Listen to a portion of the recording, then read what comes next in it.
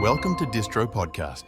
Well, today on our episode of the Distro Podcast, we welcome Mike Crandall. He is the CEO. Excited to get to know you. Welcome to the show. Thanks. Glad to be here. Looking forward to it. Mike, where are you located? I'm in Colorado Springs. I retired from the military out here and just stayed. Very nice. It's a nice area. Originally from upstate New York, Vermont area. And I was like, it's the same thing without the bugs of the humidity. So I might as well just stay. Fair enough. I would have done the same. Well, we'd love to get to know you, Mike. Anything you're willing to share about your background, kind of your, story of yourself and how you got to who you are today. Yeah, thanks. So I graduated high school and went to college for political science thinking I was going to be a lawyer. I was in the 80s at the time. So, movies that showed greed and the high-powered lawyers. And I'm like, yeah, I'm going to have a Ferrari and I'm going to be a lawyer. After undergrad, I was like, I am so done with education. I am not going to law school. So I joined the military and figured, well, maybe I can go for 4 years, figure my life out, and then come back to go to law school. Well, having joined the military, I ended up being a computer operator. And this was 1990. Computers were very new and networking non-existent on military bases. So I just happened to join at the right time, at the right place, and they sent me to Europe. So I'm living in Europe, building networks, designing networks. I was at RAF Bentwaters and Woodbridge with the 39th Special Operations Wing for 3 years. And then I went down to Aviano Air Force Base in Italy for 3 years. And then I ended up at RAF Croughton back in England for 6 years. So I did 12 years total in Europe. So as you can see from that story, I definitely did not do my 4 years and out. I became a lifer and finished my career with the last 8 years here in Colorado Springs working for Air Force Space Command in charge of the Air Force Satellite Control Network. And I just built a career and a reputation on being a security guy, helping secure our government networks. One of the first offensive hackers in the DoD. So it was interesting, but it was not all skill. It was a lot of luck being in the right place at the right time and knowing the right people. And then I retired after 20 years in the military, and I went to work for a large company because you don't know what you want to do when you grow up, even 20 years later. I'm coming out. I joke I could barely dress myself because for 20 years I had two choices, whether I was in dress uniform or utilities. So, yeah, it made it. I had to actually color coordinate and buy a suit and, live the civilian life. When I went to work for a company, that company got bought 3 times in the 5 years I worked for them. And I was like, yeah, I think I need to do something else. I didn't really like the fact that you work hard for the civilian company, and at the end of the day, your job's on the line like anybody else. It's all about overhead. So I'm like, if I'm going to do that, I want to be the overhead. I want to be the guy. So I started Digital Beachhead. And at first we worked in federal space. And then I moved into trying to help small to mid-sized businesses. I kind of saw that they are in need of cybersecurity, but they think it's too expensive, and it can be because a lot of companies just want to have a seat minimum of 50 seats. And you're like, but I've got 2 employees, so we've worked hard to develop solution sets, to help those small businesses because they're getting hacked. What year was that you officially started Digital Beachhead?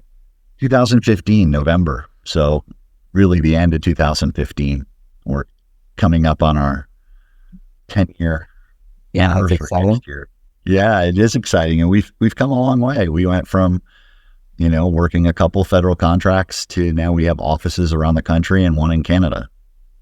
Very cool. And where did the name come from? I got to know.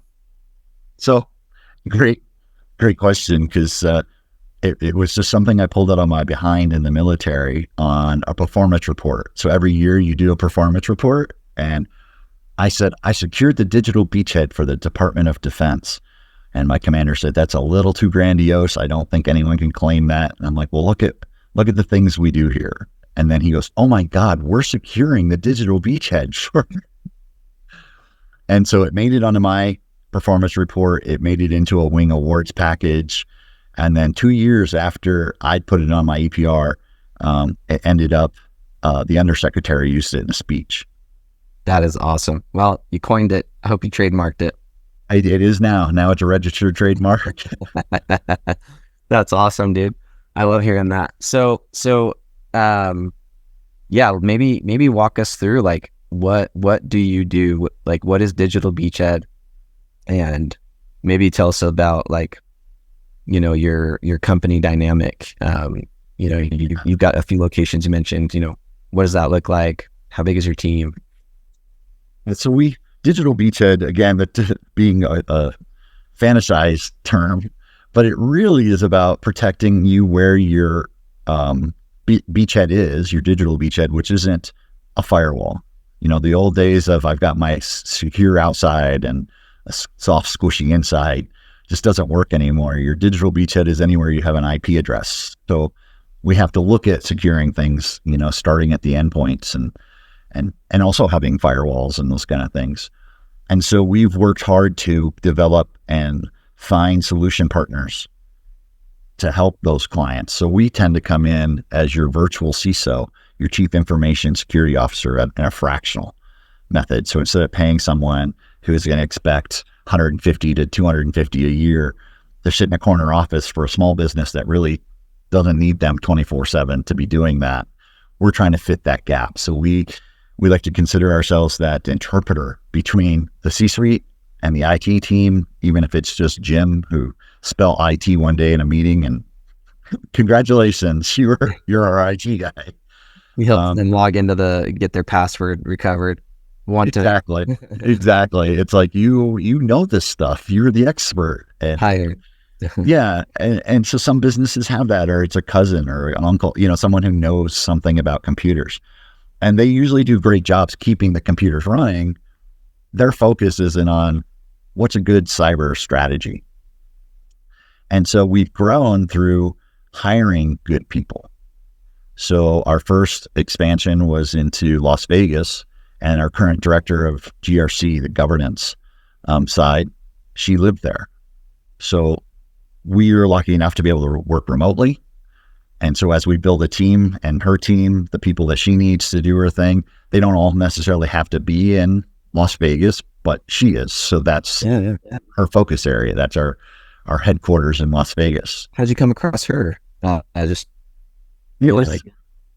teach in the evenings. So my wife says that I really don't care about her anymore because I work hard all day, and then now I teach sometimes at night. And so I'm teaching through this program that does cyber boot camps at colleges around the US.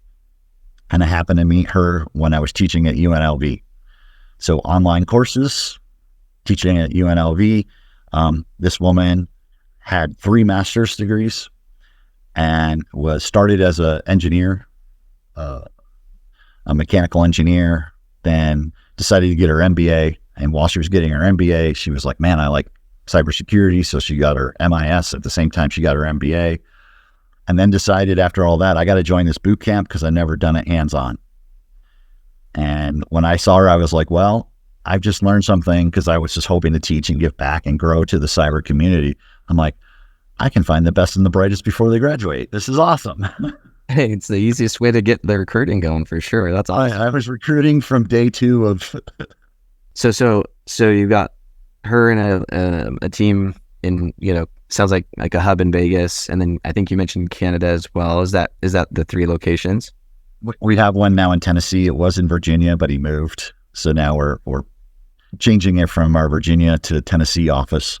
But that was my co-founder partner. He lives in Tennessee. He's currently doing work with the IRS. Mm-hmm. And so they allowed him to live anywhere. So he was like, I'm buying a farm and moving to Tennessee. And they're like, if you can work remote now and they don't need to see him, he's like, that's all I needed to hear. There you go. And Canada, through his connections at the IRS, we met someone from the Canadian subsidiary, you know, the Canadian side, their tax service. And they were like, we would love to have more cybersecurity companies in Canada. specifically London, Ontario. It's a manufacturing kind of hub, doing a lot of the manufacturing for our cars and stuff in Detroit. So they said the only not issue, but the one thing we had to solve was they can only really support Canadian companies. So, as an old military guy, I'm like, well, then hold my beer. How do I do that? And so we started a Canadian subsidiary. So we're Digital Beachhead Canada for our Canadian clients. And we opened an office in London, Ontario. And now we're a member of their manufacturing community and most recently their life sciences. So they're med tech. Very cool. How many total people are working inside the Digital Beachhead organization now? We have 6 full-time and about 20 to 25 contract employees. And that's, I'm relying on my military stuff, but we don't need healthcare once we've retired. So we don't need the employment to get the benefits. Yeah. So, they like the idea that they can fish this week and just call me up and I'm not doing anything this week. I'm fishing. And then, But it's cool. I see that quite often with him and his spouse too. They can have a little more flexibility in the type of work that they choose, not needing the same type of, setup as with a lot of others. So I was fortunate that way starting my business. I knew I had the mortgage covered, right? And I told my wife, we can have the mortgage and ramen and I'll work for steak again, get us back up to a better meal. Perfect. And you mentioned like 20 to 25 contractors. Is everyone a veteran? I would say I've got close to 90 to 95% are veterans. I have a few people that aren't, but they're either former students that I picked up as interns or have come on and are doing side stuff for us still. Very cool. We've I've become, with my company Distro, like what I've become more familiar with in the cybersecurity space too is that I didn't expect is how many people overseas work as contractors, very skilled contractors in the cybersecurity space. Have you worked with anyone overseas as well? Through some of our partners, we work with a lot of managed service providers, MSPs, and we kind of are their CISO to their clientele. And they have a lot of, agents that are working out of the Philippines or India. And so we kind of work with them to secure the systems they're in charge of. Very cool. So not directly for us, but we deal with them quite frequently. Yeah, that's awesome. So what would you say is like you've got kind of a niche, not just in what you do, but definitely in who you serve, but also in this, in how you build your team. Like it's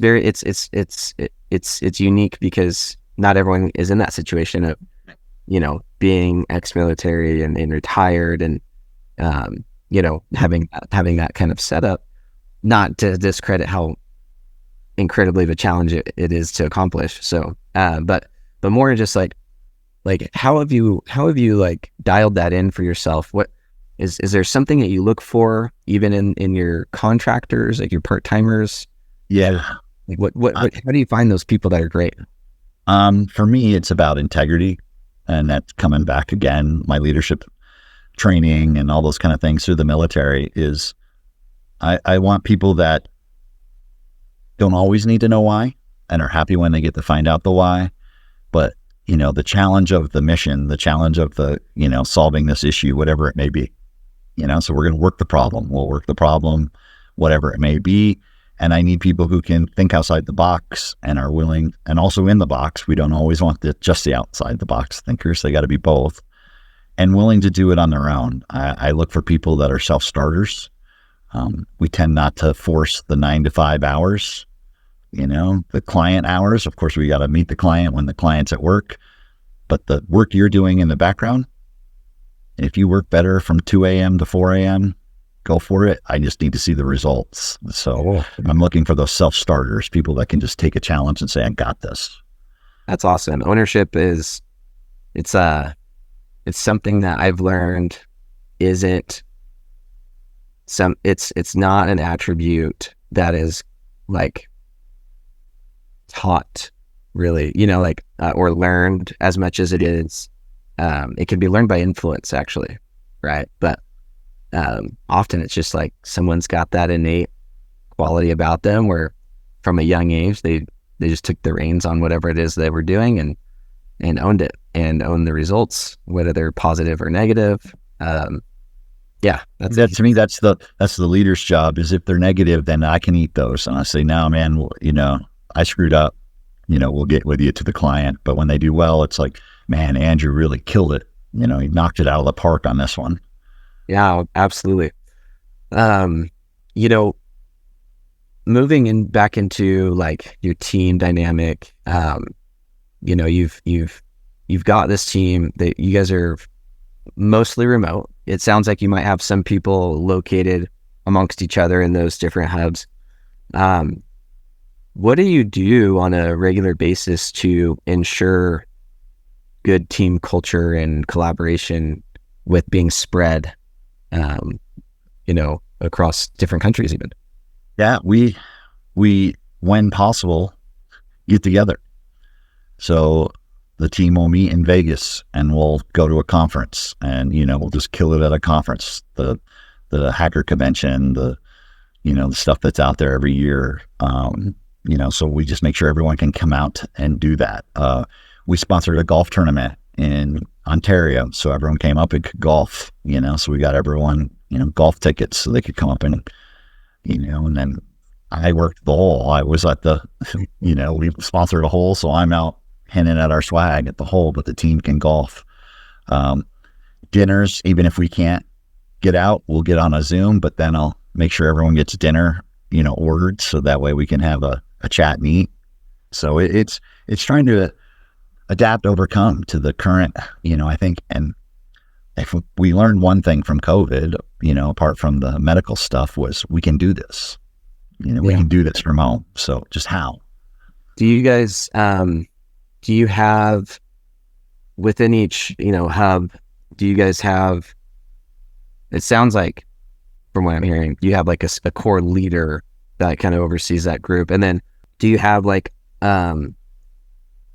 almost like a pod breakout of like roles for each hub, like maybe a customer service or relationship account manager, and then we tend to be you own it.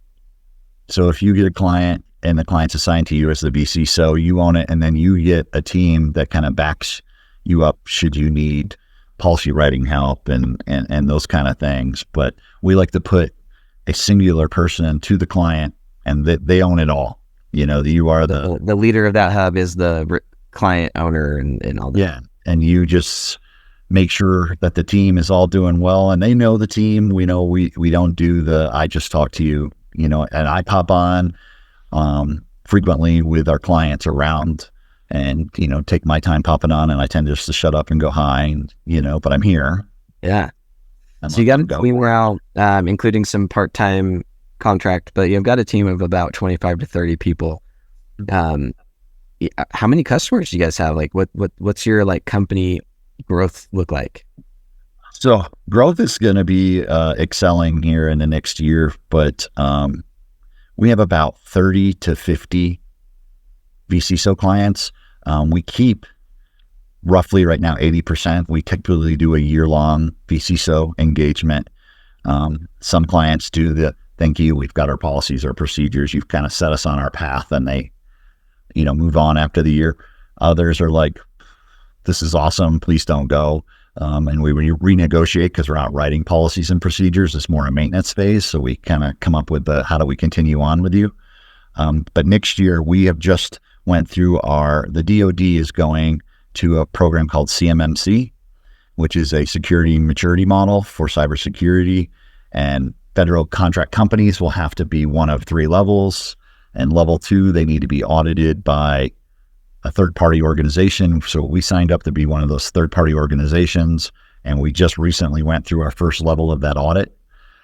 So we think in 2025, the rule set is going to become live. It'll become law, and then companies can actually get audited. And the number set is they expect anywhere from 100,000 to 150,000 companies needing the audit. And right now there's under 80 auditing companies. Oof. So we're expecting that'll hit us. When you provide an audit, does that include like you also providing like the post audit security services? No, we can't help them. We're just the auditors. So we specific like company function or line of business that you'll be, focused on now. Yep. So we'll have the two lines of we can help you get ready, and then we didn't help you get ready, we can audit you. Yeah. So we've been doing that for a while, helping people get ready. And what kind of role, like, do you have that role already in your company of like a cybersecurity auditor? Is that? We're sending our team through some training. The people who want to be auditors, we're sending them through the certification training they need to be official auditors under our company so we can only hire those certified people through this ecosystem. So we're sending them to the training to get. That's cool, man. Well, sounds like you're onto some exciting stuff, and it's cool that you're brother. Touch wood, right? We're gonna. I'm always a fan of like companies that serve or work with or target their ICP is an underserved community within a genre. And you're not wrong. Like my older brother is an optometrist, owns a practice. They do well. Not a chance he's got a cybersecurity component. I mean, he's got some like outsourced IT-ish type stuff, but somehow I still get the calls myself, so. What, you know what I mean? You're the IT family member who's like, hey, I got an issue over here that they can't solve. Can you hook me up? So that's cool. Props to you. I'm excited to see what you guys turn into. And what would be either like as we like wrap up the episode, I'm curious to know either a word of advice and or a lesson learned in building a team with like a strong culture or just building a team of like really good foundational key players. I've always tried to treat people like they're elite. You join their team, you're a part of an elite team. So I don't do hey, you're an employee, man, you're the best of the best, and that's why we're on this team.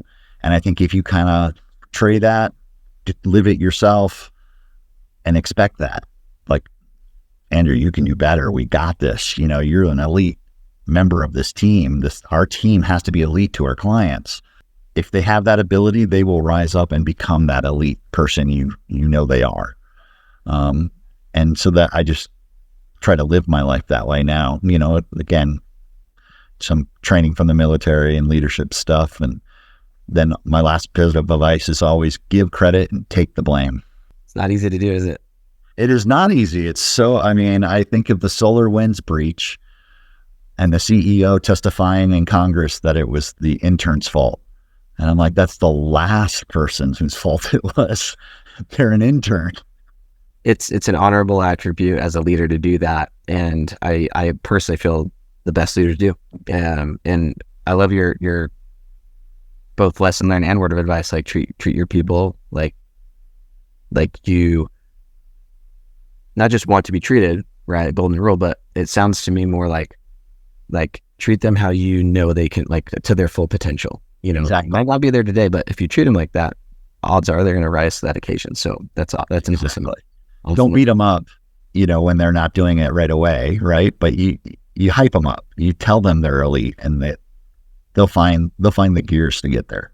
Absolutely.